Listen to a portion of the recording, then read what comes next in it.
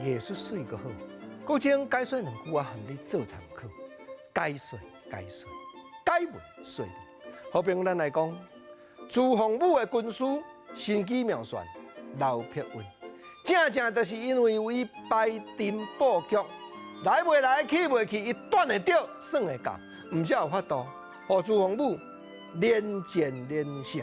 面对陈友谅万中围，有才调突出险境。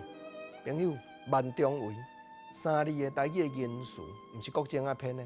戏台顶，咱看到老生，看到小生，定定咧讲。当然，你看到知影讲，钉钉塔塔的包围，一个元朝皇帝失去民心，朱洪武起义；另外一个同款想要做王、想要做皇帝，就是陈友谅。啊，加在朱洪武身躯边有刘伯温，替伊安尼动头壳，替伊安尼将地图掀开，一步一步来解说天下大势，互帝王了解。毋只有才调去算出讲，陈友谅伫倒位伫咧埋伏，互朱洪武会当得到江山。结果真正草头红武军坐位尔，刘伯温煞想要故弄玄香，煞想要替阮山拿。身躯边的人甲问讲，哪会无要甲皇上做伙享受富贵？刘伯温煞共回答，讲人的幸福是无可定，朋友无可定。原来3字的言词，无可定就是未必然，就是无定着，就是台湾话普遍人咧讲的无一定。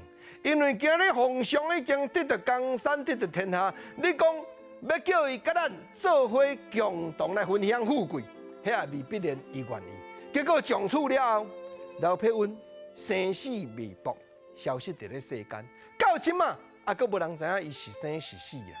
啊，到落尾手，你敢知影咱台湾才做报地的主演外交，将刘伯温的故事刷落去编，逐位啦，各地方的戏评拢有咧做刘伯温一生传，一生传，好朋友这原来3字的。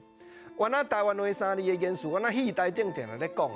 当然，你敢若看这3字嘛，知影讲就是一生的剧情，一生起起落落、悲欢离合的过程。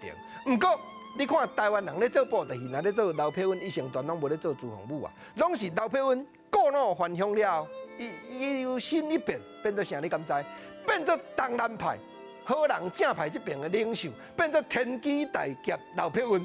所以，这个3字的戏台顶咧讲言词，咱互相参考、甲探讨、甲流传落去。